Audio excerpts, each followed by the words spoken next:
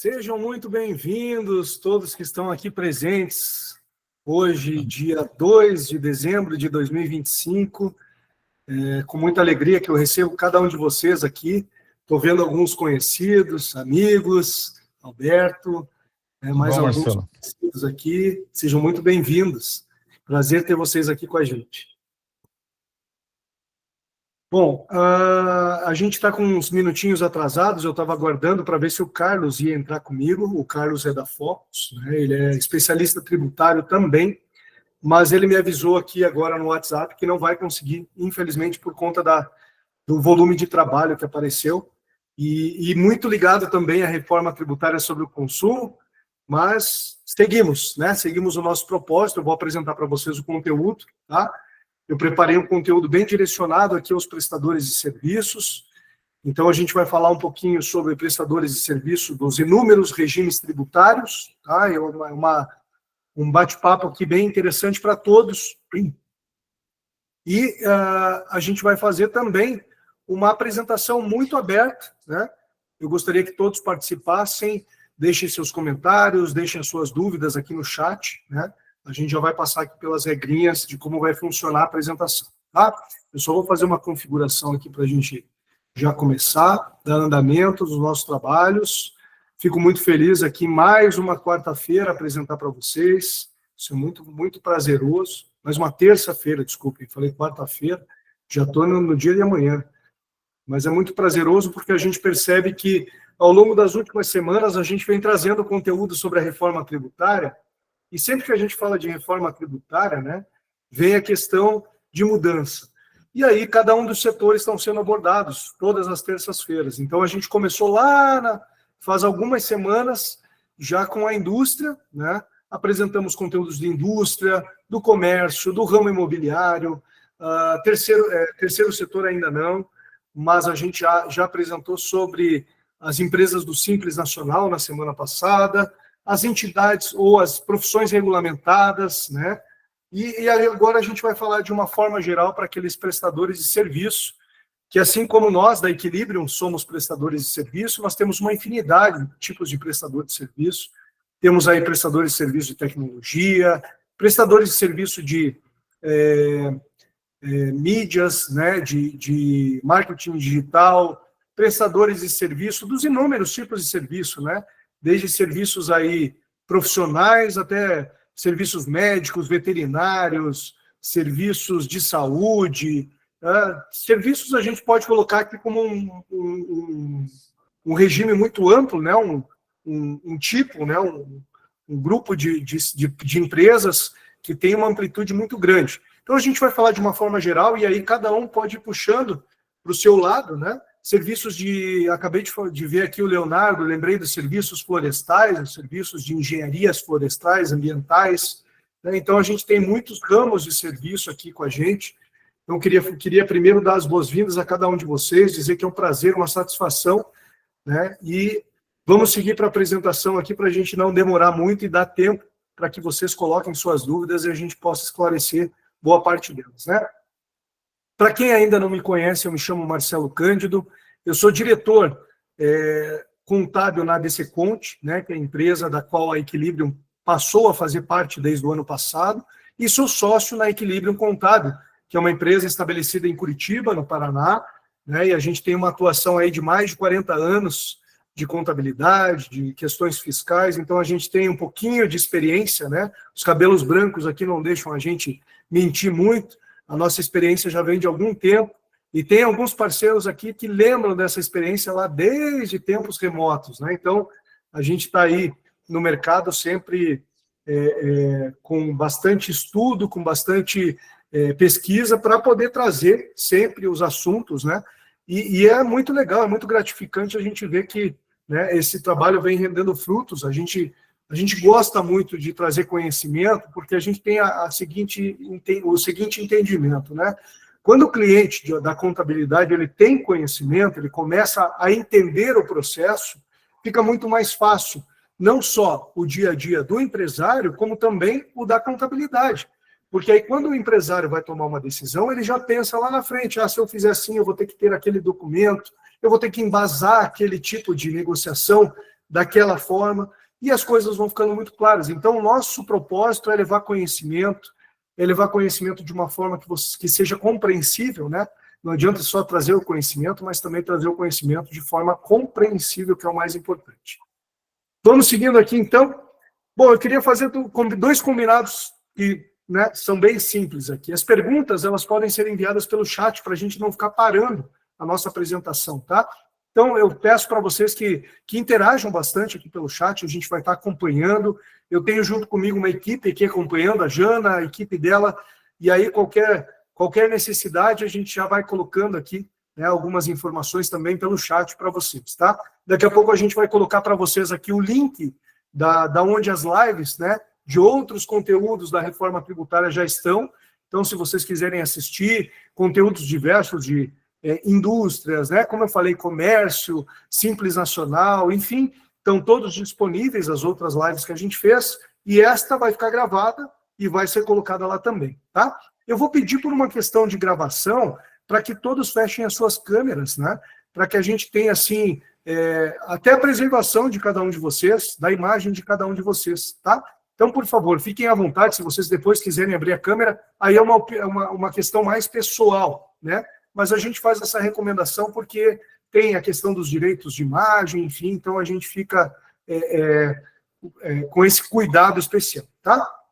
E também para que a condução dos nossos trabalhos sigam aí o que a gente preparou para vocês, eu vou pedir que, por enquanto, deixem os microfones desligados. Caso vocês queiram usar da palavra para fazer alguma pergunta, até alguma colaboração com o conteúdo, basta levantar a mão, tem um botãozinho aqui embaixo, levanta a mão, a gente, no momento oportuno, eu passo a passar a palavra para vocês, e aí vocês podem usar a palavra. Combinado? Então vamos seguindo aqui, para a gente começar esse conteúdo, que tem muita coisa para ser apresentada. Bom, iniciando a questão da reforma tributária, eu queria trazer para vocês essa imagem que traduz exatamente o momento que a gente está vivendo, tá?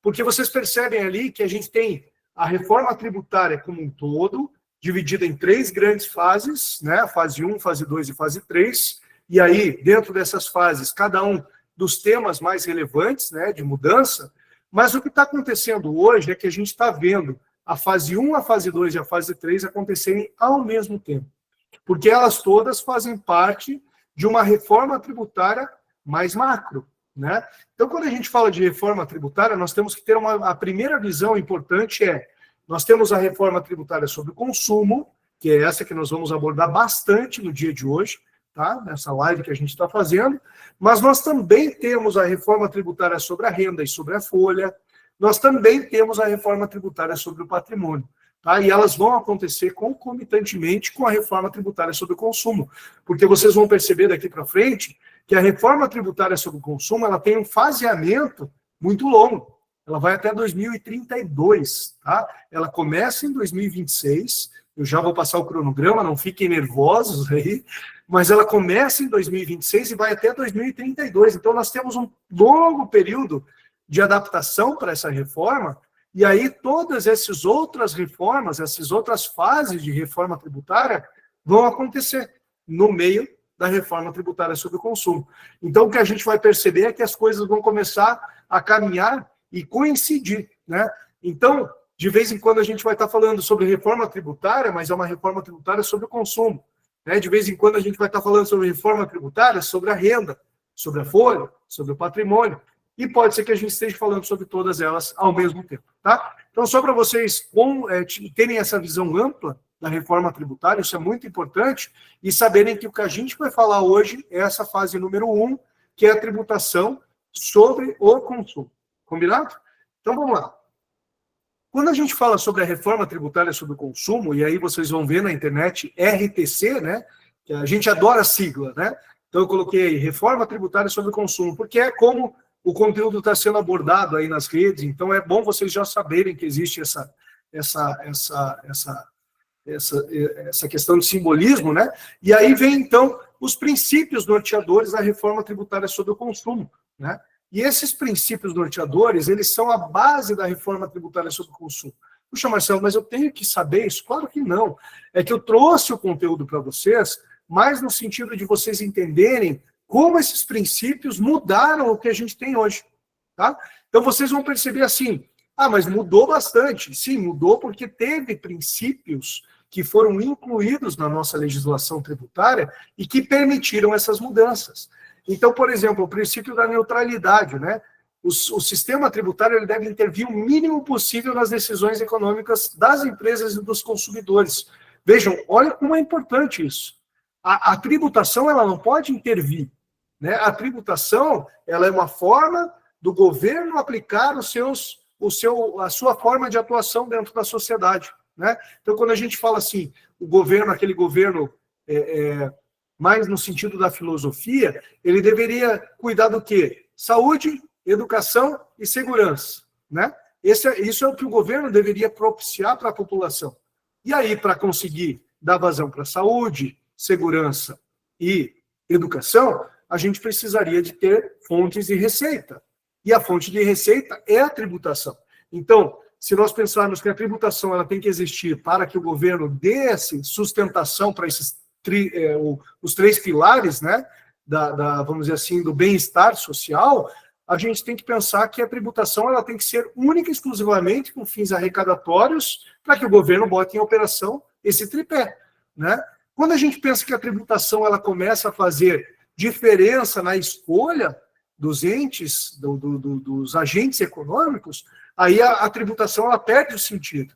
E aí vem o princípio da neutralidade, para fazer com que a tributação não seja o decisor, e sim a qualidade do produto, né, a renda que a pessoa tenha, enfim. Aí a gente começa a entrar num outro ciclo, tá? O princípio do destino. O princípio do destino, ele foi alterado agora para prever com que o imposto sobre o consumo ele deve ter arrecadação no local onde será consumido o bem ou serviço, e não mais onde é produzido o bem ou serviço. Olha só como muda. Atualmente, até agora, 2025, e 2026 vocês vão perceber que também, porque não há mudança disso ainda, o tributo é recolhido onde o bem é produzido. Só que, como começou a ficar muito em disparidade os estados, né, os entes de arrecadatórios, o que aconteceu foi que a guerra fiscal tomou conta do Brasil. Hoje a gente vê que alguns tipos de produtos eles têm o recolhimento obrigatório no local onde ele é produzido, mas quando você vende para outro estado, é exigido, por exemplo, uma substituição tributária do ICMS, é exigido um recolhimento adicional, um diferencial de alíquota do ICMS para o estado de destino. Então, hoje a gente tem um sistema que deveria ser para o local onde é produzido, mas ele acaba obrigando a empresa que está vendendo a recolher, além do seu estado, recolher antecipadamente, em nome do cliente, a tributação. E aí vira essa bagunça toda que a gente vê hoje. É uma bagunça generalizada e com dificuldade de, inclusive, das pessoas entenderem o sistema tributário. Isso traz uma complexidade absurda para as empresas, né? E é o tal do custo Brasil, tá? Aí a gente vai para a simplicidade, que é o contrário, né, do que a gente está falando agora. A simplicidade é buscar um sistema que seja fácil de entender, né, fácil de cumprir, né, tanto para os contribuintes quanto para o governo. Não adianta ser um sistema complexo só para o contribuinte e fácil para o governo. Tem que ser fácil para todo mundo, né?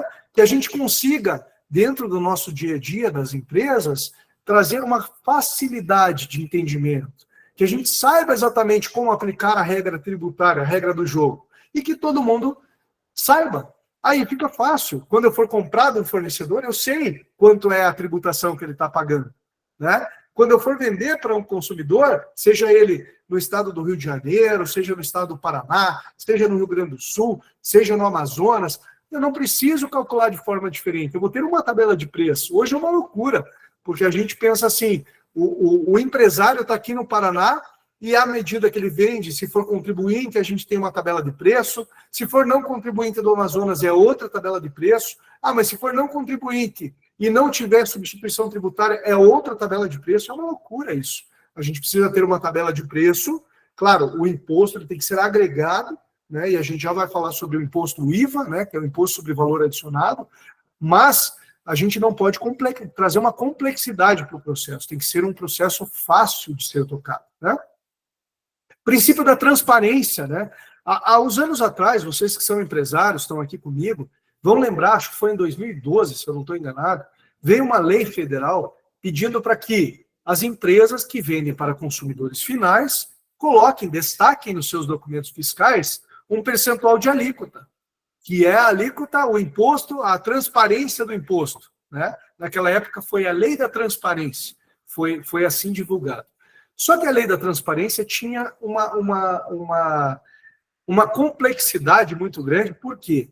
Porque não é possível que ao longo da cadeia de comercialização de um determinado produto, desde que ele sai lá da sua indústria e vai até o consumidor final, que a gente saiba exatamente qual foi a carga tributária daquele produto, né? Nós temos que lembrar que nós temos empresas do Simples Nacional, temos MEI, temos empresas do lucro presumido, temos empresas do lucro real, e que cada um desses regimes tem uma forma de tributação diferenciada, né? Então, como é que nós vamos fazer para colocar transparência dentro do processo de tributação? É impossível. Quando eu vou no mercado e olho a notinha do mercado e vejo lá que eu paguei X reais em impostos, aquilo lá é totalmente ilusório, aquilo não é real, né? Por quê? Porque ao mesmo tempo que o governo pediu para as empresas incluírem essa informação de transparência, o governo mesmo falou, olha, você vai usar uma tabela referencial, que é uma tabela construída por setor, para que você dê transparência. Bom, tem transparência? Não tem, né? A gente sabe que essa transparência é ilusória.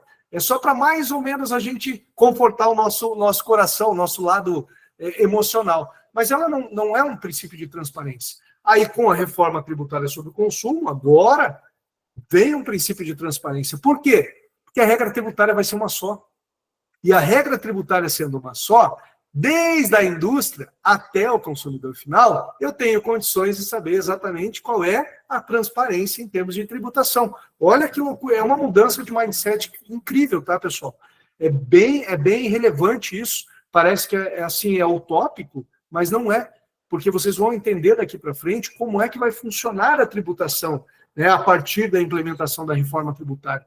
E isso é uma mudança de mindset para todas as empresas. Não é só para um tipo de empresa, aquela que é do MEI, aquela que é do Simples Nacional, lucro presumido, lucro real. Não, é para todo mundo, tá? Então, vocês vão perceber que isso realmente faz sentido, e ao longo da apresentação vocês vão ver cada um desses princípios ficando bem visíveis, né?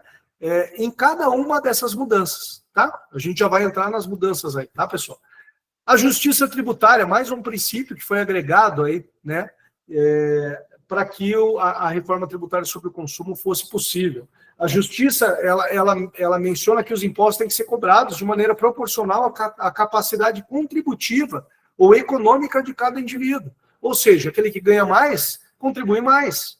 Aquele que ganha menos, contribui menos, né? Ou seja, bens que são direcionados para classes mais baixas da economia, que esses bens sejam menos tributados, né? Em compensação, bens que sejam bens de luxo, por exemplo, que sejam mais tributados. Faz sentido, né? A gente sabe que há desigualdade social no Brasil, a desigualdade é muito grande, e talvez essa seja uma forma de trazer um pouco mais de justiça para essa desigualdade. Por exemplo, se você vai hoje tomar uma garrafa de água, né, e uma pessoa que tem uma renda ou uma renda muito baixa vai tomar uma garrafa de água, o preço da garrafa de água que se paga hoje é o mesmo. Por quê? Porque a tributação está lá, né? Com a nova formatação da reforma tributária, não é que a garrafa de água vai ter preços diferentes, mas alguns tipos de produtos vão favorecer algum tipo de justiça tributária que não existe atualmente, tá? O princípio da cooperação, né? A cooperação entre os entes, ou seja, o empresário faz a sua parte, destaca os impostos da nota, recolhe, tem créditos, né? Do outro lado, o governo faz a sua parte, traz um sistema eficiente, uma facilitação para que os negócios passem a não ter tanto conflito. Basta a gente ver hoje a quantidade de demandas judiciais, demandas tributárias que a gente tem, né, ativas no governo. É uma loucura, né? Quantas empresas pedindo suas recuperações de crédito e brigando com o governo, quanto tem de tributação não recolhida também pela parte do governo. Então, há uma tendência a uma cooperação maior, né? E, por fim, o último princípio, aqui o sétimo princípio que eu coloco nessa apresentação, é a defesa do meio ambiente.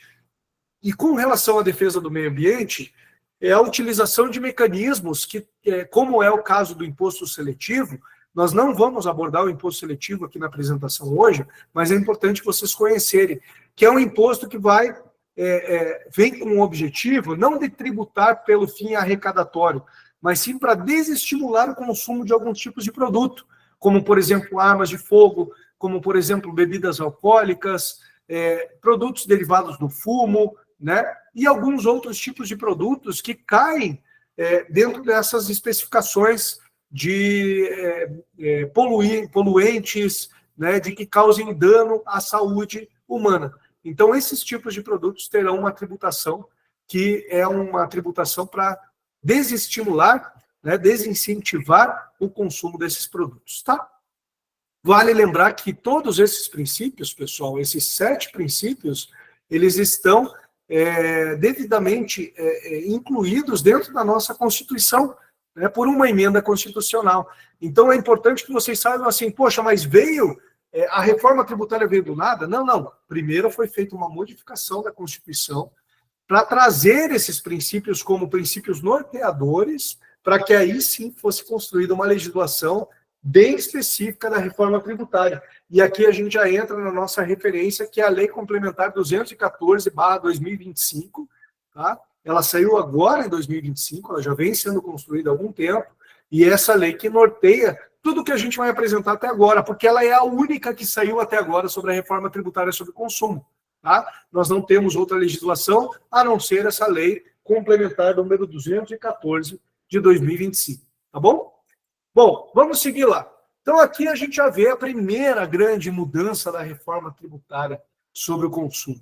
Tá? A gente tem aqui, do lado, os tributos atuais, né? Eu vou colocar aqui para vocês de uma forma... Opa, meu mouse aqui está meio ruinzinho, mas vamos lá. Então, os tributos atuais que a gente tem agora, né? O PIS, né? O PIS, vejam, o PIS e a COFINS, hoje, eles incidem praticamente sobre todas as atividades econômicas, né? Talvez não tenha nenhuma atividade que não tenha incidência. Pode ser, sim, que tenha regras diferentes de tributação de PIS e COFINS. Às vezes a gente tem um PIS e COFINS monofásico, às vezes a gente tem uma alíquota zero, né? Uma suspensão de PIS e COFINS, por exemplo, quando você vende para o exterior, não se paga PIS e COFINS, né? Mas, tirando esse fato, praticamente todas as atividades têm essa tributação aqui de PIS e COFINS, tá? E aí, com a reforma tributária sobre o consumo, eles deixam de existir e passamos a ter, então, a CBS e o imposto seletivo. Como eu falei para vocês, hoje a gente não vai abordar o imposto seletivo, ele não faz parte hoje. O serviço não tem a tributação do imposto seletivo, mas é bom que vocês saibam que ele passa a aparecer a partir da reforma tributária sobre o consumo, tá? Lembrando que o PIS e a COFINS são federais, tá, pessoal? Federal. São tributações federais. A Receita Federal hoje é quem controla, quem disciplina o recolhimento do PIS e da COFINS. E aí nós temos também, da parte estadual e municipal, todo o recolhimento de CMS e ISS que deixam de existir com a entrada em vigor da reforma tributária sobre o consumo e passamos a ter, então, o tal do IBS. A CBS é Contribuição sobre Bens e Serviços, tá? A sigla, e o IBS é Imposto sobre Bens e Serviços. Então, a gente passa a ter uma contribuição sobre bens e serviços, que é continua sendo de responsabilidade federal, e o IBS, que é o Imposto sobre Bens e Serviços, que passa a ser gerida por um comitê gestor do IBS, que ainda está em formação e que vai gerenciar essa parte estadual e municipal. Continuamos tendo uma segregação entre o que é federal e municipal e estadual, só que aí estadual e municipal vão se unificar através do IBS, lembrando que o ISS hoje é municipal, tá? Cada município tem a sua legislação, e aí a gente tem mais de 5.000 municípios no Brasil, com 5.000 legislações diferentes. O ICMS é estadual, ou seja, 27 estados da federação, mais Distrito Federal. e aí a gente tem 27 regras do ICMS, deixam de existir toda essa complexidade e passamos a ter, então, um imposto único chamado IBS, tá? Não quer dizer que a gente não tenha segregação entre município e estado. Continua havendo segregação, continua havendo destinação de recursos para o estado e para o município. O que vai acontecer é uma centralização de arrecadação, tá? E aí a gente também tem a questão do IVA dual, né? Então, esses dois tributos chamados CBS e IBS formam, então, passarão a formar o IVA dual. O que é IVA dual, Marcelo? Bom, IVA dual, IVA, é a sigla para Imposto sobre Valor Agregado. Tá? E o Imposto sobre Valor Agregado, ele é exatamente um imposto sobre o que vai sendo agregado ao longo da cadeia de comercialização ou de prestação de serviços, né, de uma determinada mercadoria ou serviço. Então, vou dar um exemplo para vocês. Eu produzo um determinado produto e vendo para o revendedor. Quando eu vendo para o revendedor, eu insiro sobre esse produto, além dos custos que eu tive de produção, a minha margem de lucro. A margem de lucro seria o valor agregado. A tributação ela vai ser sobre o produto como um todo, né? E aí eu vendo esse produto para o revendedor. Quando o revendedor comprar, ele vai incluir a sua margem de lucro, ou seja, o valor agregado que vai ter da operação, e sobre esse valor agregado vai se incidir, mais uma vez, o imposto. Ou seja, ao longo da cadeia, o valor agregado vai sendo incorporado ao produto e ao serviço, e o imposto ele vai incidir apenas sobre o valor agregado. Tá? Esta é a definição mais, vamos dizer assim, mais simples que eu poderia fazer sobre a questão do valor agregado e da tributação. Ali na frente eu vou apresentar para vocês um resumo do que vai acontecer, tá?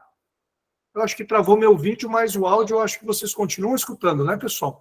Então, eu só peço desculpas, já voltamos aqui para o vídeo, acho que voltou. O valor agregado, então, é aquilo que vai sendo incorporado ao longo da cadeia de comercialização de um determinado produto ou serviço, e a tributação, então, vai incidindo só sobre essa parcela incorporada, tá? Tem alguns países do mundo que já utilizam essa metodologia. Para quem já viajou para fora, sabe muito bem que quando você vai pagar alguma coisa lá fora, além do imposto ser sobre valor agregado, ele é cobrado por fora da operação. Então, você paga mercadoria mais imposto, né? No Brasil, a gente tem ainda a consciência de que a forma de tributação ainda é por dentro. Ela faz parte do preço de venda da mercadoria. Então, a gente vai ter uma mudança significativa nisso também, tá? E aí, seguindo aqui em frente, então a gente traz agora o nosso cronograma da reforma tributária sobre o consumo. E aí, quando a gente fala de cronograma, é aquilo que eu falei para vocês, tá, pessoal? Cronograma muito longo, ele vai até 2032. É uma loucura pensar que uma reforma vai levar tanto tempo para ser estabelecida, mas é isso mesmo que a gente tem hoje, tá? Então, 2023... ela foi a aprovação da reforma tributária sobre o consumo e a emenda constitucional que trouxe aqueles princípios norteadores que eu expliquei para vocês foi a emenda constitucional 132, tá? A partir daí, a partir da emenda constitucional e da possibilidade da gente ter todas essas questões que envolvem a reforma tributária sobre o consumo definidas, aí então começou, de fato, a transição, né, sobre a reforma tributária sobre o consumo. Foi 2024 e 2025. E em 2025, então, nós tivemos a tal comentada Lei Complementar 214/2025, que trouxe a possibilidade, ou que trouxe o regramento básico que nós vamos conversar aqui agora.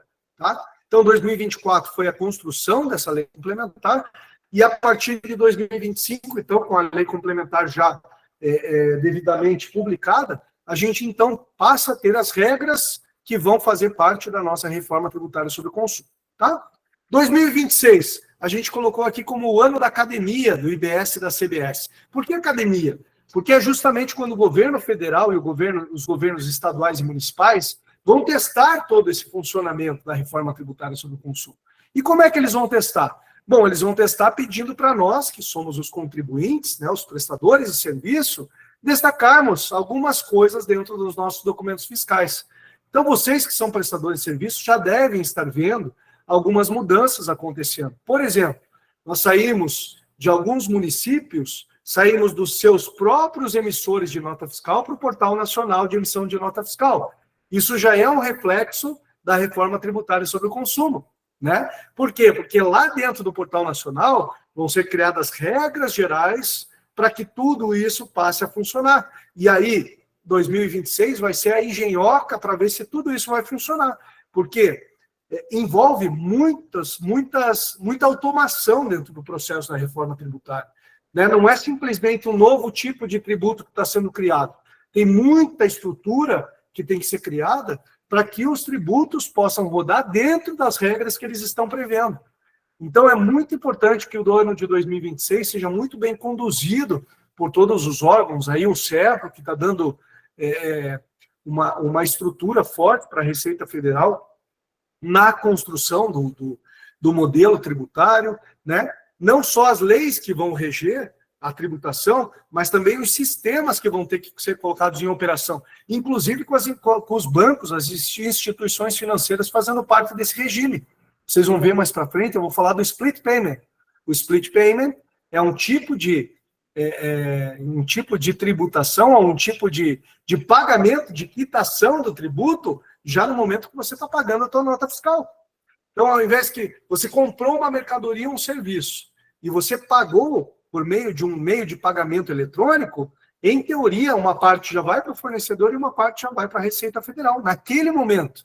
Não vai ter que esperar, né? Como é que as empresas fazem hoje? As empresas recebem o dinheiro do tributo, né? Ficam com esse dinheiro até o dia 20 do mês subsequente, aí que gera-se a guia, as contabilidades geram as guias dos tributos, mandam para as empresas e as empresas recolhem o tributo no mês seguinte. Com essa nova modalidade, que é uma das modalidades de tributação não, de apuração, desculpem, a gente vai ter já o tributo recolhido no momento da compra do serviço ou do bem. Então vejam como muda, né, essa questão de tributação e de fluxo de caixa. Tá? Isso é um assunto que nós vamos abordar também um pouquinho. Se vocês tiverem dúvidas, vão deixando aqui no chat, tá, pessoal? Eu vou aproveitar, já que eu falei do chat, falar para vocês que a Janaína já colocou aqui para vocês o link do YouTube, onde os vídeos, né, o YouTube da DC Conte, que os vídeos estão sendo todos colocados lá, inclusive das outras terças-feiras que nós já apresentamos alguns conteúdos da reforma tributária, tá? Ainda teremos mais vídeos acontecendo aí ao longo das próximas terças-feiras. Vamos lá. Quando a gente falar agora de 2020, então a gente passa a não ter mais 2027, né? Na verdade, a gente tem esse período de transição, tá? 2026, e a partir de 2027, então, começa, de fato, o período que está previsto, né? A gente não pode garantir que vai acontecer, mas é muito provável que sim, o governo tem trabalhado forte para isso, a extinção do PIS e da COFINS. Lembra que eu falei para vocês que a reforma tributária ela vai extinguir esses dois tributos chamados PIS e COFINS, tá? Eu vou marcar aqui para vocês de volta, e vai trazer, então, a CBS, tá? E é o ano de 2027 que vai ter essa mudança, tá? Então, a extinção do PIS e COFINS e o início da cobrança da CBS, tá? Nós já vamos falar de alíquota, tá? Mas, por enquanto, é isso que vai acontecer. Rápido assim, rápido e rasteiro. 2027 entrou, 1º de janeiro. Acabou o PIS/COFINS, não se fala mais PIS/COFINS. Ah, Marcelo, mas a minha empresa é um tipo de prestadora de serviço que tem um benefício fiscal de PIS e COFINS. Esqueça, acabou. Tá? A partir de 2027, PIS e COFINS não existem mais e com ele caem todas as possibilidades e regimes diferenciados. Tá? Ah, mas eu tenho crédito de PIS e COFINS. Eu acumulei créditos de PIS e COFINS porque o meu regime de tributação me permite ter créditos. Eu sou uma empresa do lucro real, eu acredito quando eu tomo serviço de outras empresas e é por isso que eu tenho créditos. Fique tranquilo, você vai poder usar os seus créditos a partir da entrada em vigor da CBS. Tá? Não vão ser perdidos os créditos tributários. É claro que vão ter regras para que isso aconteça, mas, de forma geral, você não vai perder créditos de IBS, de PIS e COFINS, quando entrar a CBS, ok? Bom, 2027, então, extinção de PIS e COFINS, início da CBS. 2028, não tem mudança. permanece CBS, ISS e ICMS normais. Mas a minha empresa é do regime do Simples Nacional. Vai acontecer alguma coisa? Não. Simples Nacional continua existindo. Minha empresa é do lucro presumido. Muda a forma de tributação? Não. Lucro presumido continua existindo. Minha empresa é do lucro real. Muda a tributação? Não. Lucro real continua existindo. Por que a gente está falando aqui? Lucro presumido e lucro real são formas de tributar o lucro. E o lucro, a tributação é imposto de renda e contribuição social. Tá? O que a gente está falando aqui é PIS, COFINS, ICMS e ISS. Combinado?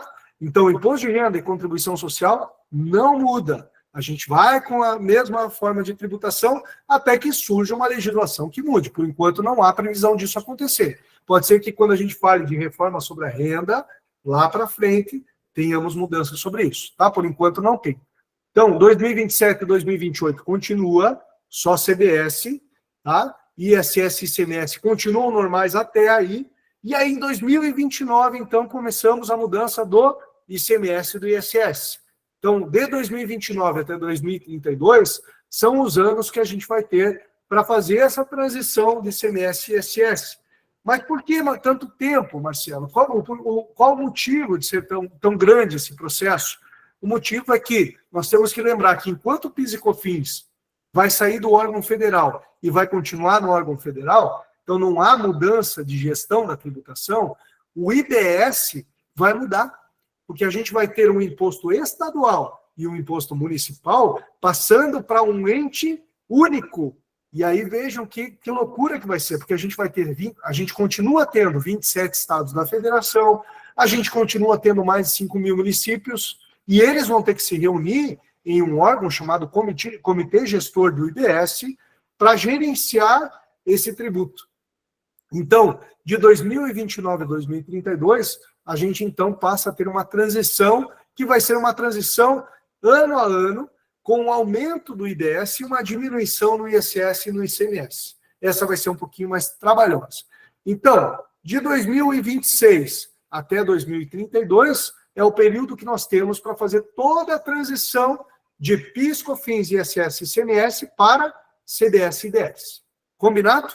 O IS, que é o imposto seletivo, que eu comentei ali atrás para vocês, que a gente não vai ter a tributação no serviço, este imposto seletivo, que vai ser a tributação só sobre aqueles itens prejudiciais à saúde ou ao meio ambiente, ele entra já em 2027, tá? E aí também nós deixamos de ter, para boa parte das mercadorias, o IPI. Combinado? Então, a gente vai ter aí uma mudança significativa na tributação das empresas. E aí, quando a gente fala, então, de tributação, a gente tem que falar de alíquota, né? Bom, Marcelo, mas como é que vai ser a tributação? Como é que vai ser a alíquota? Bom, a alíquota prevista, tá? Eu trago aqui para vocês uma alíquota, uma expectativa de alíquota.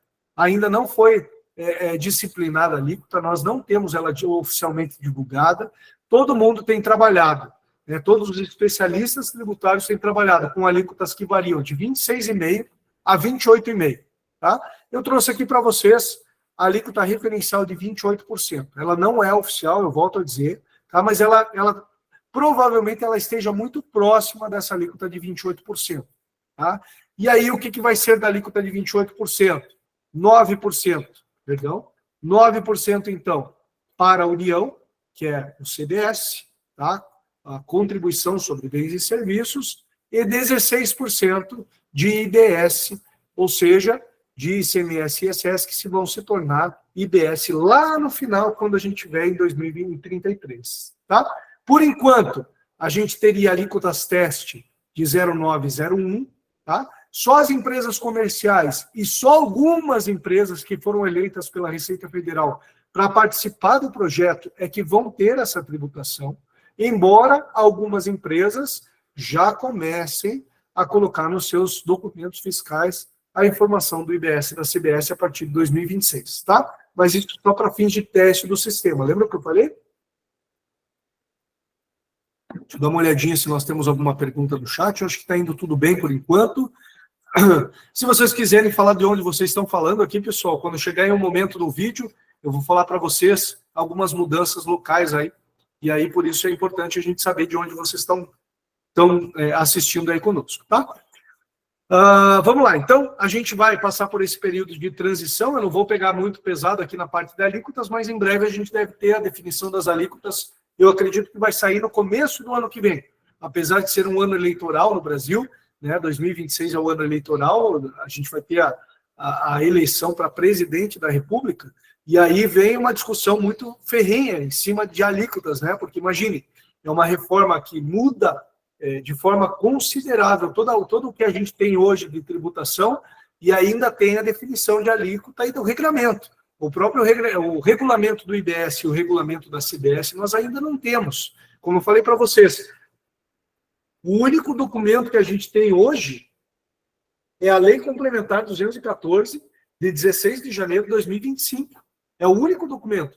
E aí, em cima desse documento, a gente já tem condições de saber qual vai ser o norte da reforma tributária.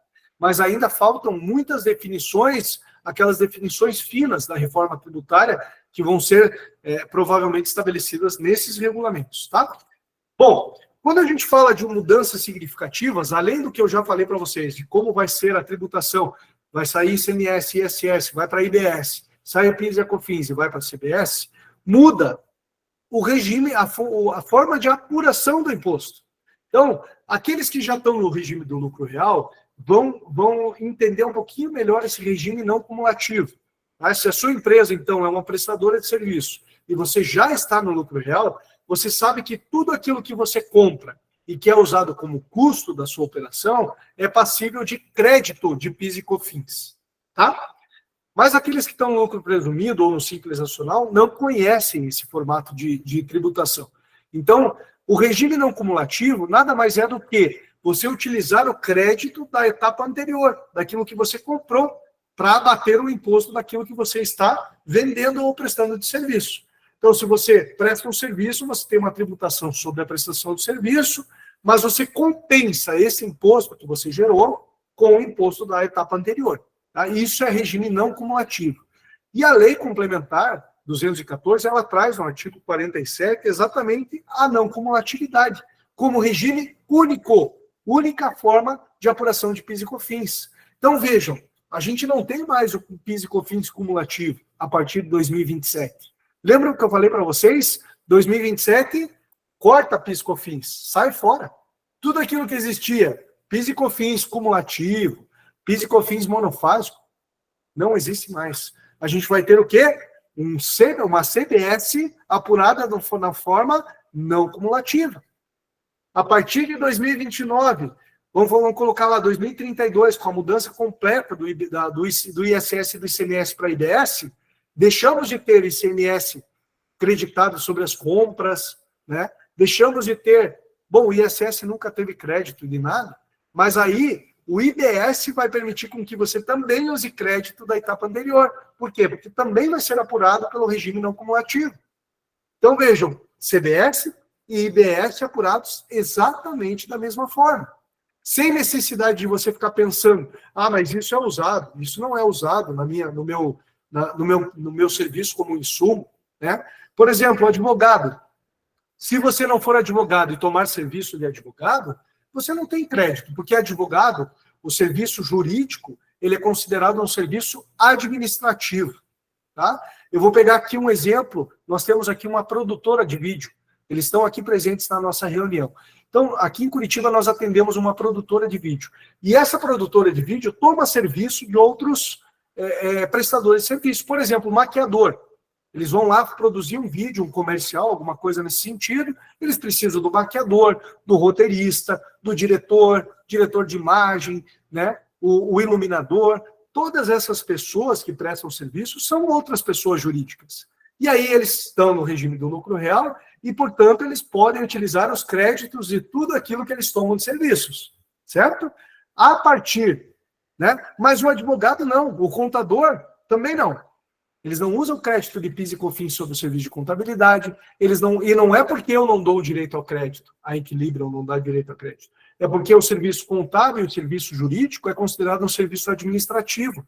E pela regra do PIS e COFINS, você só pode tomar crédito daquilo que é insumo dos seus serviços. Então, olha só como é limitado, mesmo sendo não cumulativo. Com esta nova regra de tributação, não há mais limitação. Então, muda a regra do jogo. Poxa, Marcelo, mas você não falou que vai ser 28%? Sim, mas é 28% de crédito sobre tudo também que você consumir. Então, o contador que não dava crédito vai dar crédito, o advogado que não dava crédito vai dar crédito, a manutenção do ar-condicionado vai dar crédito, o estacionamento que eu pago para os meus funcionários que estacionam o carro da minha empresa vai dar crédito, tudo vai dar crédito. Você consegue perceber? Material de limpeza, o material de escritório, a impressora que eu alugo, o imóvel que eu alugo, né? Tudo vai dar direito a crédito. 100% da operação vai dar direito a crédito. Porque a gente deixa de ter um regime limitado, que é o PIS/COFINS hoje, que só dá direito a crédito de insumo, e a gente passa a ter um regime abrangente. Então, vejam como muda. E aí, cada empresa vai ter que entender, né, o seu formato, a sua estrutura administrativa, a sua estrutura de operação, para saber o que vai dar direito ou como ela pode se beneficiar da nova tributação. Tá? Então, isso é muito importante. Essa é uma das mudanças mais significativas, tá, pessoal?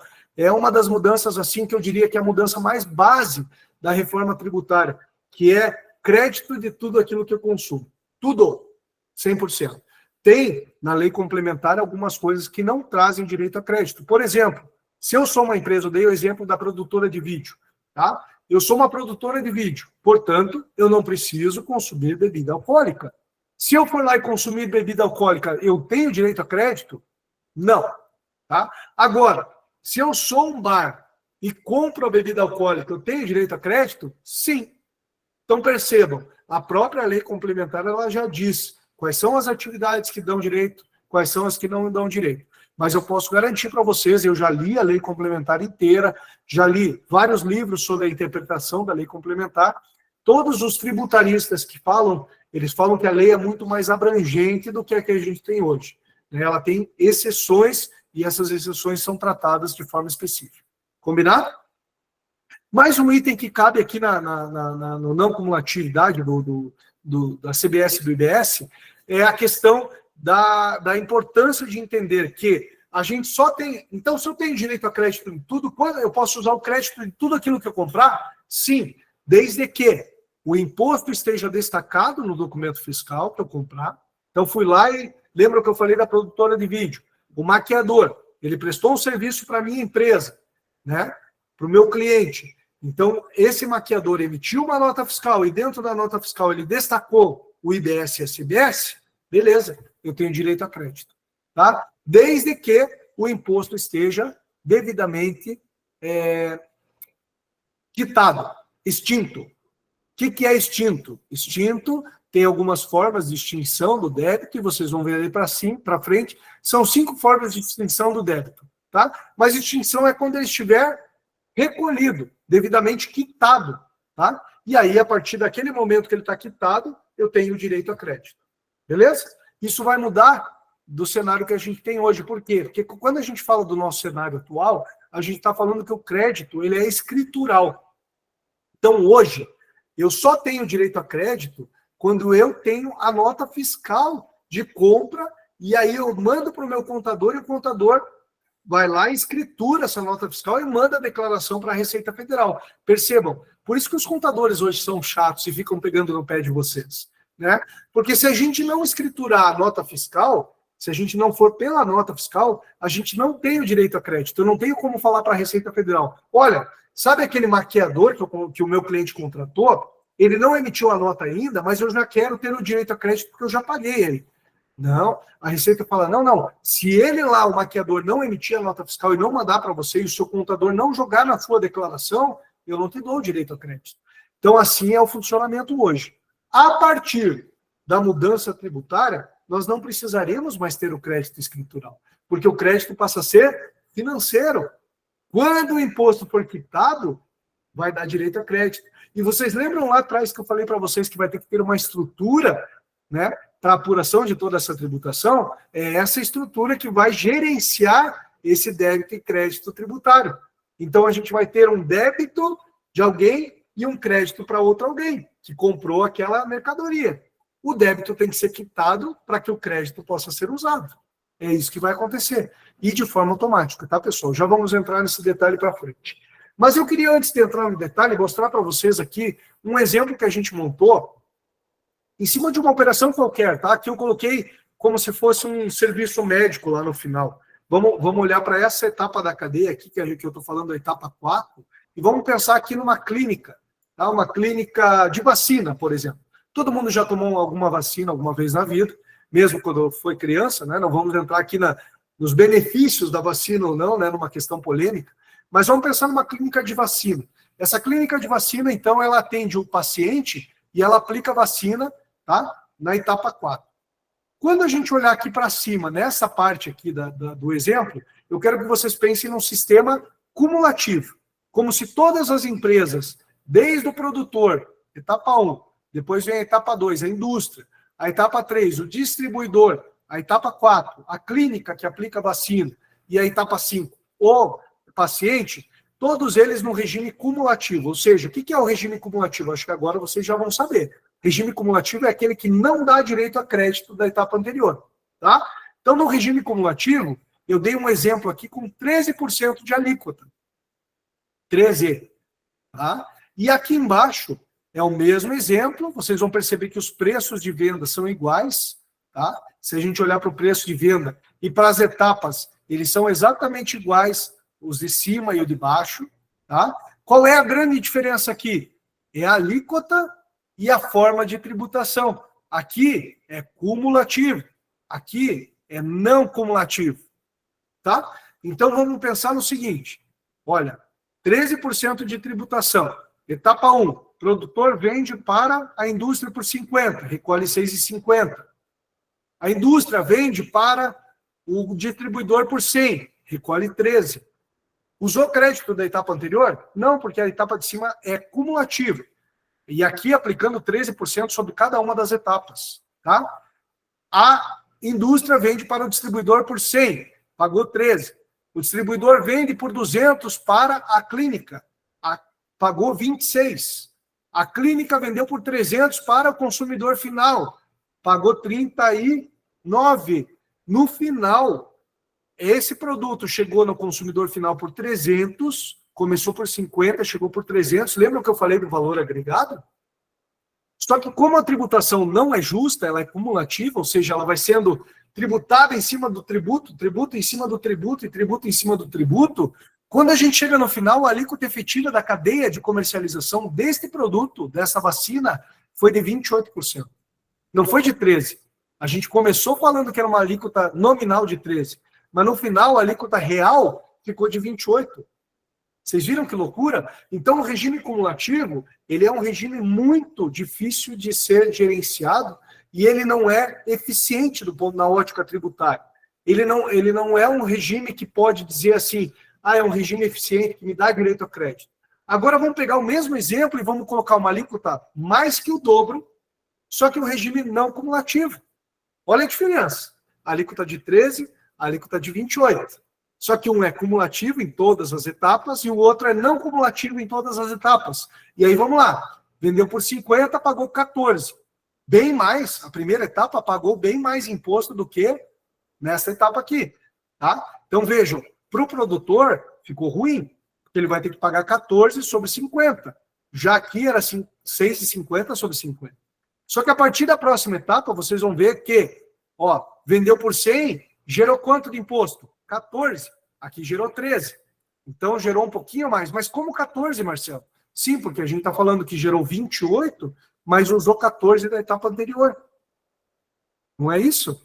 Aí vendeu aqui, a indústria vendeu para o distribuidor. Aqui, nós estamos na etapa 3 do exemplo de baixo. Vendeu por R$100. Né? Recolheu 28, menos os 14 da etapa anterior, então ele recolheu 14. Agora a etapa do distribuidor vendendo para a clínica. Vendeu por 200, mesmo 200 aqui. Né? Recolhe quanto? Vai recolher 28. Né? Por quê? Porque ele gera 56, mas ele usa 28 da etapa anterior. Tá? E aí por diante. Então, quando você chega na clínica, você tem uma venda de 300, do mesmo valor que está aqui, vai gerar 29, né, no exemplo anterior, aqui ele vai gerar um imposto de 28. Por quê? Porque ele vai gerar 84, só que ele vai creditar 56 da etapa anterior. E assim por diante. Ou seja, quando a gente chega lá no final da tributação, vocês percebam, o valor agregado não foi o mesmo, 300, não chegou pelo mesmo valor lá para o consumidor final, só que os 28% da alíquota nominal é muito maior do que os 14%. Né? E a alíquota efetiva da cadeia de comercialização desse produto foi 28%, e não 28%, sendo que uma alíquota nominal de 13%. Então, olha a diferença do regime cumulativo e não cumulativo. Tudo bem, a gente tem recolhimentos tributários maiores. Se a gente olhar aqui, 14 para 6,50, dá uma diferença grande.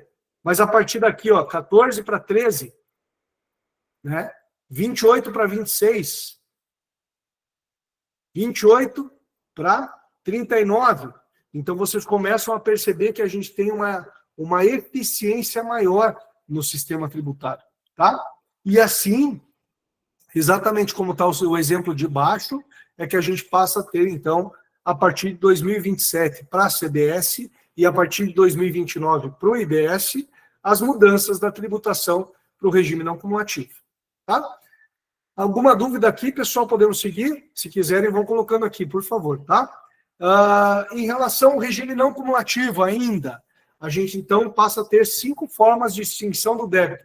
Lembra que eu falei para vocês que a gente só vai poder utilizar a tributação da etapa anterior quando houver a extinção de débitos, né? E aí ele fala, conforme prevista nas modalidades do artigo 27 da Lei Complementar 214/2025, então, como é que vai ser essa questão da utilização, né, ou da extinção dos débitos? Eu acho que veio uma pergunta aqui, Isaac.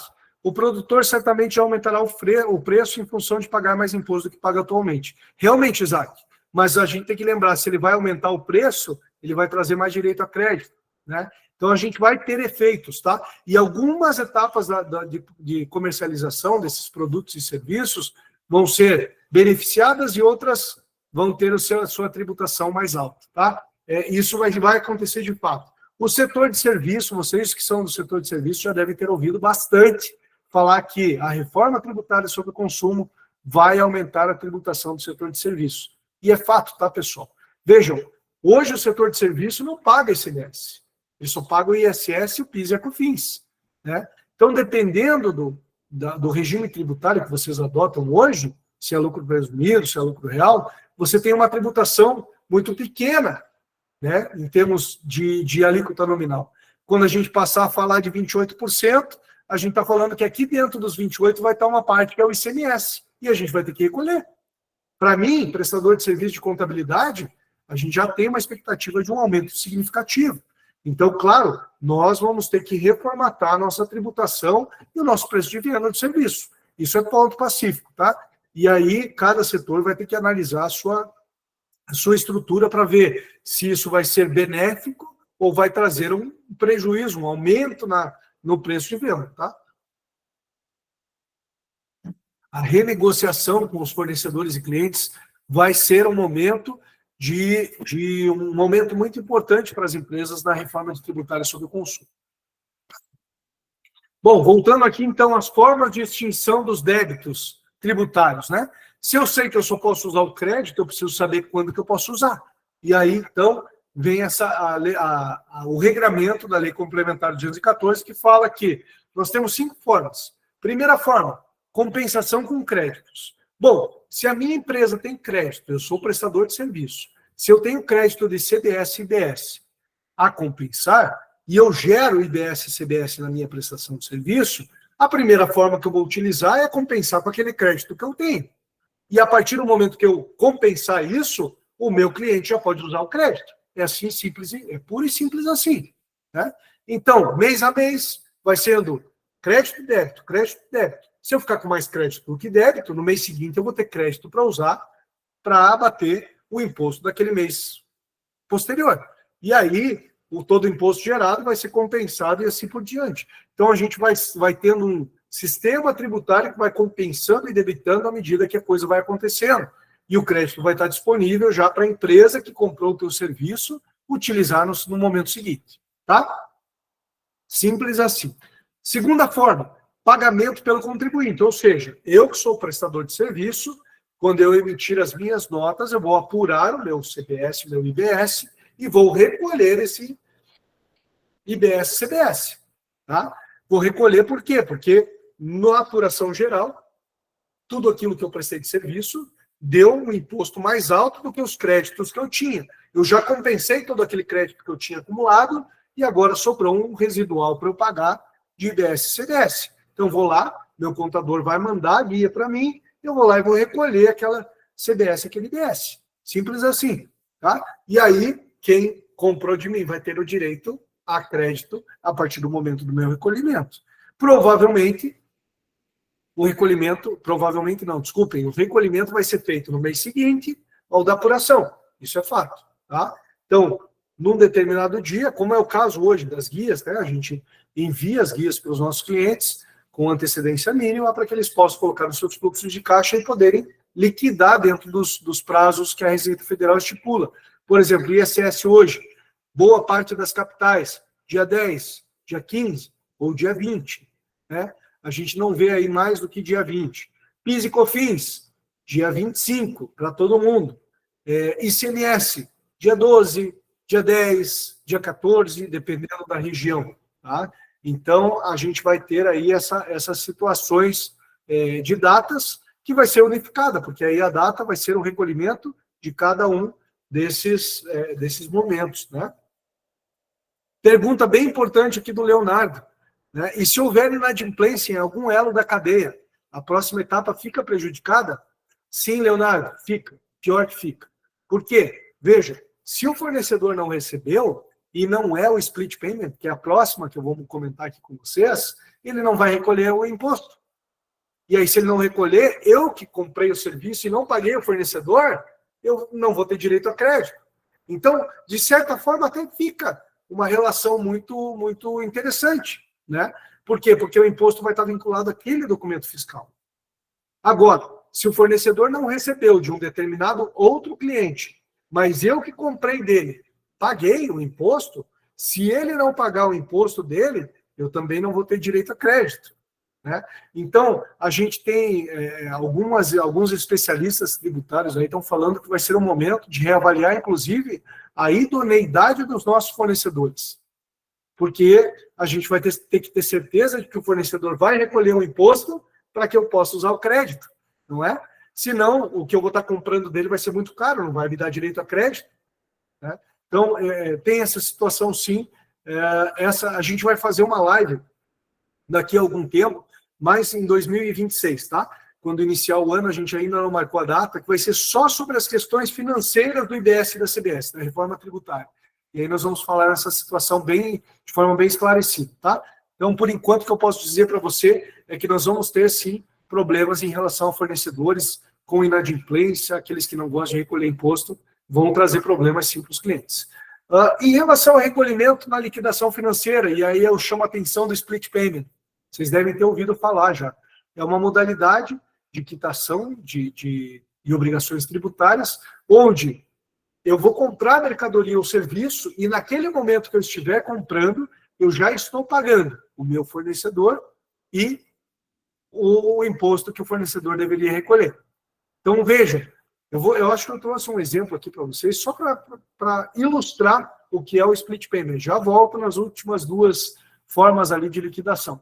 Mas o split payment nada mais é do que eu que sou consumidor aqui, ó, que no momento que eu fizer um PIX, ou pagar via cartão, ou pagar via boleto, a instituição financeira já faz um split, ou seja, uma separação do valor para uma parte para o leão, para a autoridade tributária, e aí nós podemos ter a Receita Federal ou o Comitê Gestor do IBS, né, se for imposto estadual e municipal, e a outra parte, desculpem, vai para o estabelecimento comercial que me vendeu, ou aquele que prestou o serviço para mim. Então, nada mais é do que isso. No momento do pagamento, então vamos supor lá, eu paguei R$ 128. e a alíquota de tributação é R$ 28,00. Ou seja, R$ 28,00 para a Receita Federal e R$ 100,00 para o fornecedor. É assim que vai funcionar. E aí, se eu recolhi já no momento, vocês concordam que a partir daquele momento eu já tenho direito a crédito, naquele mês. Então, o split payment, ele vem como uma ferramenta para evitar a sonegação tributária, ele vem como uma ferramenta de rapidez de creditamento, né? E eu acredito muito que nós temos capacidade, dentro das nossas instituições financeiras, de produzir um sistema que seja capaz de dar vazão para o split payment, né? Já está sendo trabalhado, né? As entidades já estão em conjunto trabalhando para que esse sistema funcione ao longo do tempo. Porém, o efeito, o reflexo negativo para as empresas é aquele que eu comentei lá atrás. A empresa que hoje pega o dinheiro do cliente, 100% do dinheiro, vem para o caixa da empresa, ele recebe o serviço que ele prestou, e ele só vai pagar o imposto daqui a um mês, isso vai mudar. O fluxo de caixa da empresa não vai mais ter o dinheiro da entrada do imposto, só vai ter o dinheiro do serviço que foi prestado, que é para remunerar o custo, que é para remunerar a estrutura. Se o empresário estiver fazendo o seu cálculo de precificação corretamente, vai trazer o lucro esperado, né? Mas aí é importante que o empresário saiba fazer o seu preço de venda, saiba desenvolver a sua estrutura de preço de venda, para que tudo isso fique muito claro nesse momento do split payment, tá? E não traga reflexos negativos, tá? Voltando aqui, além do split payment, que é esse amarelinho que a gente coloca aqui no meio, né? Esse aqui, ó. Além dessa forma, a gente ainda tem duas outras formas aqui, que são o recolhimento pelo adquirente, é mais ou menos um split payment, mas a obrigação tributária de recolhimento passa a ser do adquirente, e aí nós vamos ter situações bem pontuais, por exemplo, quando você for comprar em dinheiro, né, e não ficar pelo contribuinte, a obrigação, aí você vai ser o adquirente que vai ter que recolher o imposto daquela operação, tá? Então, são situações bem específicas, ou então, pagamento por aquele a quem a lei complementar atribuir a responsabilidade. E aí vão ser situações bem pontuais mesmo, tá? Então, eu diria para vocês, essas três formas aqui de funcionamento, de extinção de débito, são as que vão ser mais praticadas ao longo do tempo, tá? Bom, apuração de forma... Aqui eu queria chamar a atenção não para a regra de apuração, porque a regra de apuração vai ser automática, tá? Mas eu queria chamar a atenção para esses três balãozinhos que eu coloquei abaixo aqui. A apuração ela vai ser mensal, tá? Então, hoje a gente já tem alguns tributos que são mensais, a maioria deles são mensais, né?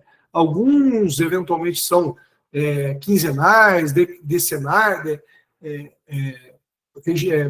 períodos menores do que mensais, mas a apuração da CBS e do IBS vão ser mensais. Uma coisa importantíssima, se você tem mais de um estabelecimento, tem filial, né? E hoje a apuração da filial ela é ISS é apurado, por exemplo, no município que você está, né? O estado que você está, o ICMS, a apuração aqui ela vai ser consolidada para todos os estabelecimentos. Então vai ter uma apuração única para todos os CNPJs, né? Não vai mais ter aquele apuração 0002, que era a filial 2, 0003, filial 3. É uma apuração centralizada e consolidada, tá? E, por fim, nós teremos uma apuração automática, né? Que é aquele sistema que eu comentei lá atrás com vocês, quando a gente estava falando dos princípios e da necessidade de um sistema eficiente de controle e gestão dessa tributação, que vai ser fundamental para que o governo consiga gerenciar todos esses créditos e débitos que a gente vai ter daqui para frente, tá? Bom, a gente já falou do princípio da origem, né? O princípio do local, onde atualmente a gente tem a tributação, e aqui eu coloco mais uma grande mudança, tá, pessoal? É uma mudança significativa. Vamos lá. Vou pegar aqui o exemplo de um cliente nosso aqui que é do ramo florestal, e ele presta serviço de consultoria florestal no país inteiro, às vezes até fora do país, né? Mas vamos pegar aqui um exemplo. Tem muitas florestas aí que ele gerencia que não são aqui no Paraná, onde ele está sediado, né? São muitas florestas que estão espalhadas pelo Brasil todo, né? Então, Nordeste, Centro-Oeste, enfim, né? Mato Grosso, e aí ele faz esse tipo de serviço. Quando ele faz o serviço hoje, o ISS é recolhido para Curitiba, onde ele está sediado, né? Com a reforma tributária, isso muda significativamente, porque o ISS não vai ser mais recolhido em Curitiba. Aí o IBS vai ser recolhido para o local de destino do serviço, ou seja, lá onde ele prestou aquele serviço lá. Se foi no Nordeste, município lá Maranhão, se foi em Manaus, né? Se foi ali em Cuiabá, vai ser para o município onde ele prestou o serviço, não mais para o município onde ele está estabelecido. Isso muda completamente a regra do jogo, porque muitas empresas hoje, elas vão para os locais por uma questão estratégica de tributação.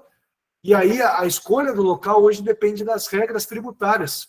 E a partir da reforma tributária não vai mais ser esse regramento. Você vai prestar serviço de qualquer lugar do país e o tributo vai ter que ser recolhido para o local de onde estiver o teu consumidor, local de destino do serviço. Então vejam como muda, né?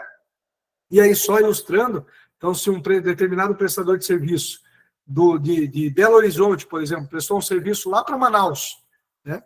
Então o imposto, o IBS e a CBS vão ser recolhidos para Manaus.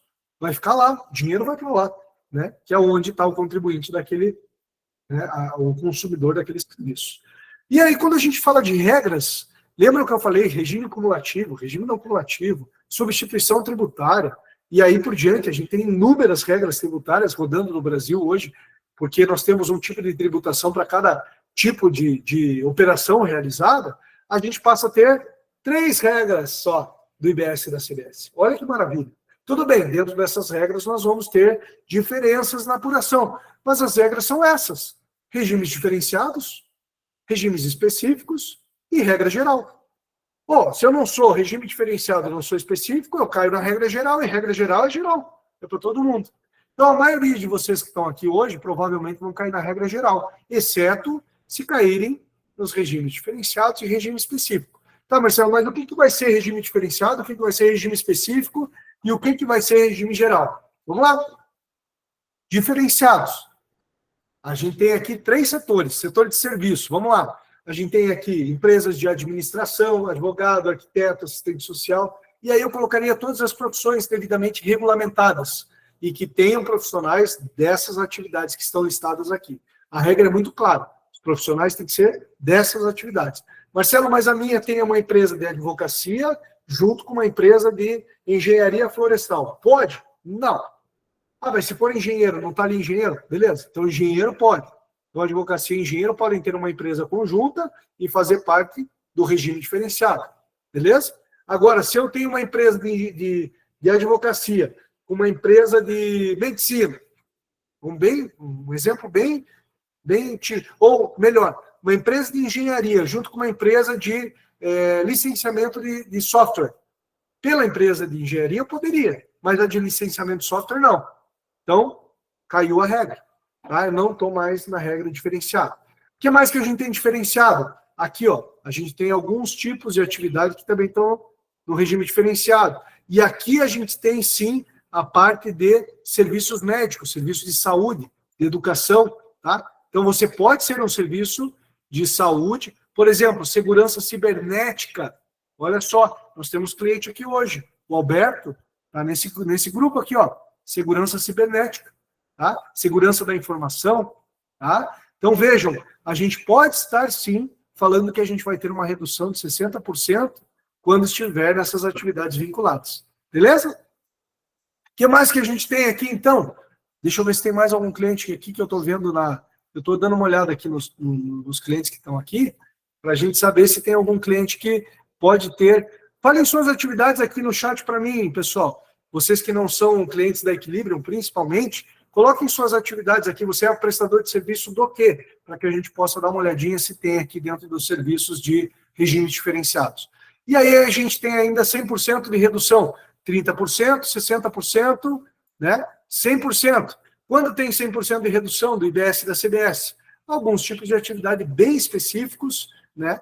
Por exemplo, produtos hortícolas, frutas e ovos, produtos de cuidado básico de saúde menstrual, medicamentos, né? Medicamentos, vocês vão perceber que está aqui, 60%, está aqui de 100%. Tá, mas como é que a gente vai saber? Tem uma lista específica dos medicamentos que são de 60%, aqueles que não são de 60% caem na regra de 100%. Tá? Então, a lei, a lei complementar, ela já traz quais são as atividades próprias de cada regime diferenciado. Assim como também ela traz as regras próprias daqueles que são específicos. Lembra que eu falei para vocês? Diferenciados, específicos e regra geral. Então, específicos são quem? Comércio de combustíveis, serviços financeiros, planos de assistência à saúde. Então, vejam que aqui também tem atividade de... tem atividade de serviço. Né? Vamos ver o que mais. Bares, restaurantes, dentro da regra de bares e restaurantes. Ah, não, está aqui separadinho. Ó. Hotelaria, parque de diversão e temáticos, que é serviço. Né? Transporte coletivo de passageiros é um tipo de serviço. Agências de viagem é serviço. Né? Então vejam que a gente tem um monte de regras que também se aplicam a prestadores de serviço. E aí a gente começa a ter, então, vários tipos de serviços que podem estar enquadrados tanto em regimes diferenciados como em regimes específicos. Mais uma pergunta aqui, ó. Os portais irão fazer essa destinação na hora da emissão da nota? Sim, Leonardo, vão fazer a distinção. No momento da emissão da nota, você vai ter que indicar quem é o teu cliente e para onde, da onde ele é, né? E aí a gente vai fazer a indicação de que aquele imposto vai ser recolhido para lá. Mas essa necessidade de adequação, ela não vem agora, tá? Ela vem mais para frente quando surgiu o IBS e o IBS, principalmente. Porque a CBS nós temos que lembrar que CBS é federal. Vai ser recolhida para o ente federativo que começa em 2027. E a IBS só vai começar em 2029. Então, até lá, provavelmente os sistemas vão ter que passar por modificação, mas eu entendo que sim, vão ser indicados para onde a gente vai estar prestando o serviço, tá? Seguindo aqui, então, a gente ainda tem, falar um pouquinho do Simples Nacional, né? Simples Nacional continua existindo, tá, pessoal? Não muda absolutamente nada. Se a empresa que é do Simples Nacional pode continuar sendo do Simples Nacional se entender que isso é uma vantagem para ela. A gente tem que lembrar que no Simples Nacional eu não tenho direito a créditos. Se eu ficar no Simples Nacional puro, naquele Simples que hoje existe, eu não vou ter direito a crédito, tá? Só que o Simples Nacional também vai mudar, né? Deixa eu tomar uma aguinha aqui que eu já vou falar para vocês, vou deixar vocês curiosos mais um pouquinho. O Simples Nacional ele vai passar por uma mudança significativa, bem importante também. Por quê? Porque hoje o Simples Nacional, você tem duas formas de recolher, na verdade uma forma. Só que quando você estoura um determinado patamar de receita bruta acumulada, você é obrigado a recolher ISS, você que é prestador de serviço, você é obrigado a recolher ISS fora do Simples Nacional. Então você continua apurando o imposto federal dentro do Simples, e você tem que recolher o ISS fora do Simples quando você estoura o limite de 3.600.000 por ano. Tá? Então vamos lá. Sua empresa faturou 3.610.000 por ano. A partir do próximo exercício, você recolhe PIS, COFINS, imposto de renda, contribuição social, contribuição previdenciária, tudo dentro do Simples Nacional. Mas o ISS que você recolhia até o ano anterior, já não vai mais poder a partir do ano seguinte. Essa é a forma atual do Simples Nacional, tá? Então a gente só tem essa modalidade. E quando eu compro insumos dos meus prestadores de serviço, daqueles que eu tomo serviço, por exemplo, a sua empresa compra o serviço de contabilidade, não usa crédito. A sua empresa compra um serviço que é custo, não usa crédito. Nós temos aqui uma produtora que é Simples Nacional, está aqui também, que ela é do Simples, né? Ela compra serviços de outros prestadores de serviço, mas ela não usa. Ao passo que aquela que não é do Simples usa. Tá? Só que quando o Simples Nacional passa pela reforma tributária, ele também muda. E a partir de 2027, ele vai ter uma mudança significativa, que é, você vai poder recolher a CBS e o IBS dentro do Simples ou fora do Simples. Olha que mudança. Então a gente estava falando que até agora não era possível. Eu não tenho direito a crédito. Mas se eu recolher o IBS, se eu optar por recolher o IBS e a CBS, a partir de 2027, por fora do Simples, eu vou poder tomar crédito? Sim, vai poder. Então, mais uma decisão importante para ser tomada com o seu contador, com a sua contabilidade, e aí fica aqui, a DC Conte, Focus e Equilíbrio, totalmente à disposição de vocês para fazer esse trabalho de identificação dos possíveis créditos, porque pode ser que em algum momento seja importante para você sair do Simples Nacional para fins de CBS e IBS, e continuar para fins de imposto de renda, contribuição social e contribuição previdenciária. Vamos supor que você tem bastante funcionário, né? Quando você tem bastante funcionário, as empresas do Simples Nacional, elas se beneficiam, porque elas recolhem a contribuição previdenciária, geralmente, tá? Não é regra geral, mas geralmente elas recolhem, elas têm benefício porque elas recolhem dentro da sua receita bruta, dentro do Simples Nacional. Ao passo que quando ela não é do Simples, ela tem que recolher a CPP fora do Simples Nacional pela folha de pagamento, né? Então, a gente vai ter essas situações e esses decisores. Tá? E a empresa do Simples Nacional, quando é fornecedora, se ela recolher a CBS e o IBS dentro do Simples, ela dá direito a crédito? Dá direito a crédito. Só que só uma parte do que ela recolher. Ou seja, só aquilo que ela recolher de IBS e CBS lá dentro, que vai ser um percentual muito pequeno. Tá? Agora, se ela recolher a IBS e CBS, se ela optar em recolher IBS e CBS fora do Simples Nacional, ela vai dar direito a crédito total? Sim. Então, eu posso comprar de uma empresa do Simples e ter direito a crédito dos 28%, supondo que a alíquota é de 28%. Agora, eu também posso comprar de um outro fornecedor que também é optante pelo Simples, só que ele decidiu recolher IBS e CBS dentro do Simples. O crédito vai ser de 28%? Não. Vai ser do percentual que foi recolhido de IBS e CBS, dependendo da faixa do Simples Nacional que ele tiver. Então, são coisas que vão ter que fazer parte do dia a dia dos empresários. Tá? A gente falou que vai ser um regime mais transparente e vai, né? Só que essas questões ainda passam a serem um calcanhar na vida dos empresários e é por isso que as contabilidades vão ter que estar muito prontas a dar esse atendimento, a criar essas condições de cálculo para que os empresários possam usar as informações da contabilidade, tá? Bom, período de transição para vocês que são prestadores de serviço, eu já falei um pouquinho lá no começo, né? A gente vai ter aí um período grande de transição, mas a gente já está vendo acontecer o período de transição de algumas prefeituras. Por exemplo, Curitiba já entrou, empresas que são de profissões regulamentadas já entrou, né? Entrou em outubro para o Portal Nacional. As empresas que são do Simples Nacional entrou agora em novembro, 1º de novembro, começou a ter a obrigação de nota fiscal eletrônica dentro do portal. Desculpem, dentro do Portal Nacional.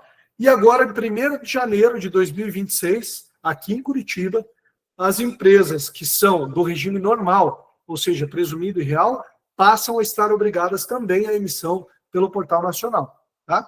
Todas as empresas. Aí abrangeu aqui em Curitiba todas as empresas.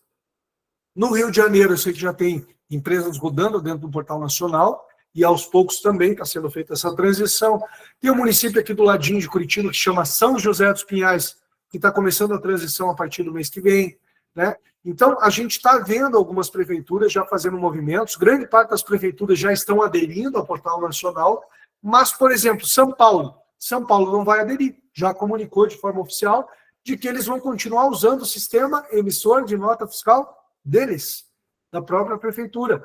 Então, a gente ainda vai ter casos isolados que não vai se comunicar com o Portal Nacional, tá? Mas a grande maioria dos municípios vai fazer essa transição, tá? E aí a gente tem que lembrar que nós temos outros campos a serem prestados, né? E a importância de vocês consultarem o contador para ter essa informação correta dentro da nota fiscal. Agora não dá efeito nenhum, tá? Agora até 2027, vocês não têm efeito nenhum se colocar um código errado, uma informação errada, absolutamente nenhum. Assim, não é efeito nenhum. É um risco muito baixo de dar algum problema, tá? Porque efeito sempre tem. O ideal é que a nota seja preenchida de forma correta. Agora, a partir de 2027, da mudança nos sistemas de geração de informação, aí as informações têm que estar muito fechadas, elas têm que estar muito corretas. E aí a importância de você colocar, por exemplo, uma descrição de serviço, que está aqui como nota de exemplo, com um serviço que seja compatível com a descrição e com o código de nomenclatura, né, do serviço que seja compatível. Eu não posso ter, por exemplo, um serviço de pet shop com um serviço de laboratório, né, no código de tributação, e uma NBS de laboratório. Não tem nada a ver o pet shop com o laboratório.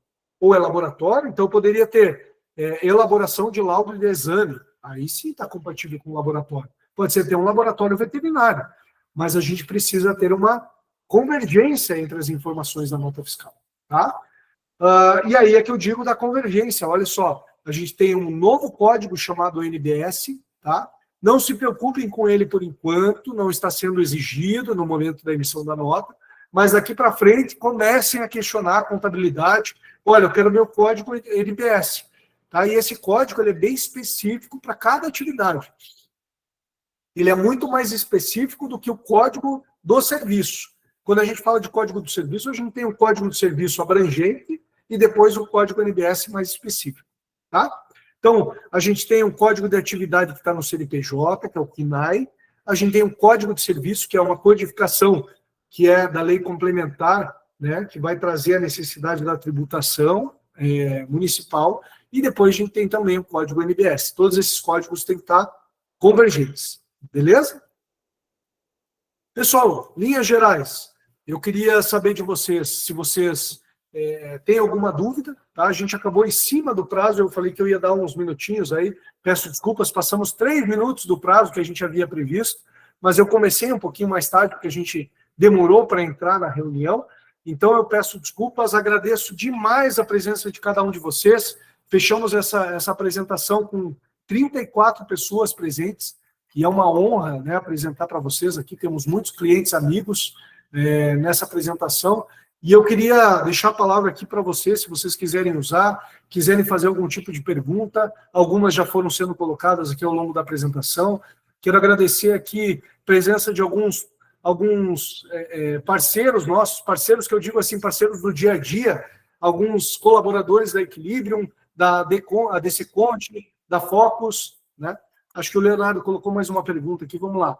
Resumindo, para 2026, apenas a mudança de portal de Curitiba e sem nenhuma mudança de alíquota, correto? Sim, Leonardo, seguem as regras normais em 2026, né? Claro que a gente ainda continua naquelas questões tributárias entre lucro real e presumido, aquelas opções tributárias, né? Que se faz geralmente quando... Deixa eu só encerrar a apresentação aqui para a gente falar com mais propriedade. Beleza. Então, a gente continua fazendo aqueles cálculos para ver se vale a pena a empresa ir para o lucro real, se vale a pena ir para o presumido, mas as regras tributárias para 2026 ainda não mudam, tá? A gente segue a regra do ISS, do ICMS, do PIS, da COFINS, normal, tá? Pagando os impostos da mesma forma como a gente vem até hoje, mas para 2027, aí sim, a gente já começa, então, com uma mudança grande, que a tributação sai o PIS e a COFINS e entra a CBS, tá? Então, ali em 2027 vai ser uma virada de chave importante e ao longo de 26 a gente precisa se preparar, inclusive com essa questão de fluxo de caixa, né? Para entender o quanto isso pode impactar ou não os nossos negócios, né? Aí vai ser importante estar muito próximo da sua contabilidade para que a gente possa fazer esse trabalho em conjunto. Qual trabalho, Marcelo? Identificação dos fornecedores, saber se os fornecedores são do Simples, não são do Simples, se eles estão preparados para a reforma tributária, se eles já estão adotando algum tipo de medida de cálculo. Tem alguns clientes nossos que são um pouco maiores, que já estão recebendo dos seus clientes, por exemplo, alguns questionários. Então vejam a importância, né? Alguns questionários perguntando assim, você já está aderindo? Seu sistema já está pronto? Né? Seu contador já te comunicou sobre a importância da reforma? Então isso já está começando a se criar um ambiente, né, de mudança. E 2026 vai ser um ano realmente de academia. Lembra que eu coloquei lá na imagem, né? Vai ser a academia da CBS e do IBS. Tanto para o governo testar os sistemas, quanto para nós, empresários, entendermos as dificuldades que esse novo sistema vai trazer nas nossas vidas, nas nossas empresas, tá? Vamos lá, pessoal. Ainda tem alguns minutos aqui, quero saber se vocês têm mais dúvida. Obrigado, Leonardo. Obrigado pela presença, pela tua presença, de todo mundo que está aqui até o final. A gente fica muito feliz quando a gente consegue terminar o conteúdo e ter muita gente ainda presente aqui conosco. É sempre um prazer ter os amigos e clientes aqui junto conosco. Se alguém quiser abrir o microfone, fiquem à vontade, pessoal. Só agradecer, Marcelo, como sempre, mesmo no dia a dia ou agora, você tem sempre as explicações corretas para nós, tira nossas dúvidas e não foi diferente dessa vez. Muito obrigado e parabéns. Grande abraço. Obrigado, um elogio teu é sempre uma emoção a mais, né? Um carinho a mais, porque a gente tem uma longa vida juntos aí, né? Uma parceria de muitos e muitos anos. Eu nem vou falar para não assustar o pessoal aqui, né, Alberto? É verdade. Para não entregar a idade. mas muito obrigado pela tua presença, é sempre um prazer Eu a gente agradeço. poder interagir. Valeu, Marcelo. Pessoal, estou aberto a dúvidas. Se quiserem abrir os microfones, assim como fez o Alberto, fiquem à vontade.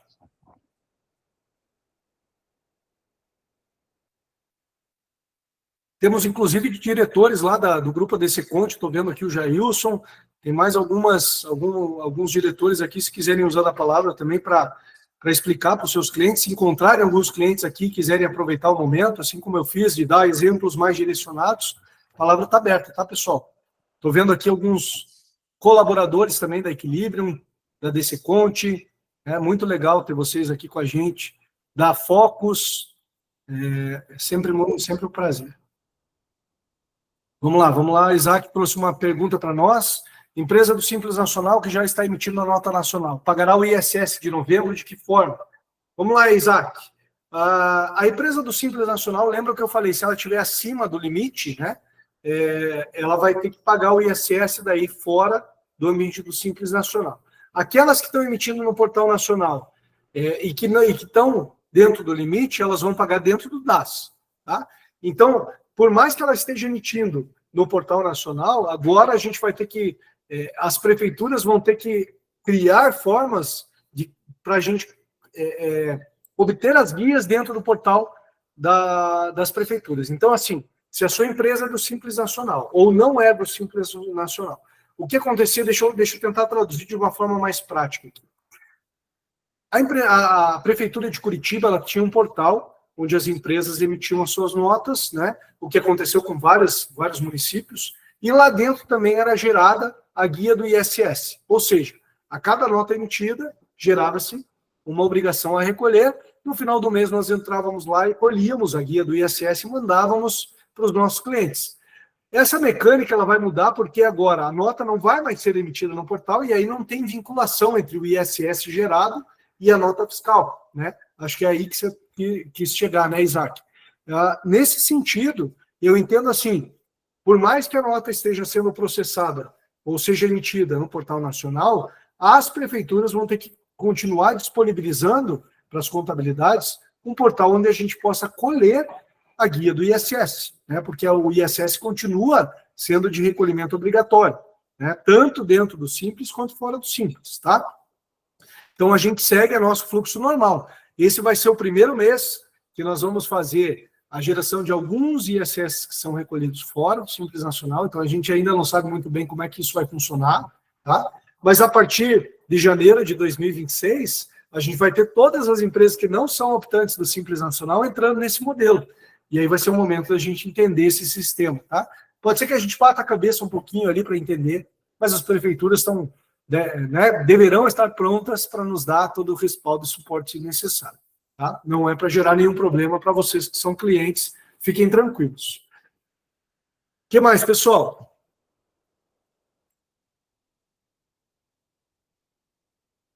Se não houver mais nenhuma pergunta, eu vou ficando por aqui. Lembrando a vocês que a gente vai ter, na próxima terça-feira, outra live, né, vai ser direcionada especificamente a serviços financeiros. Então, se você conhece alguém que tem uma empresa de serviços financeiros, se você mesmo quiser participar, tem curiosidade sobre como é que vai ser a tributação, sinta-se à vontade, tá?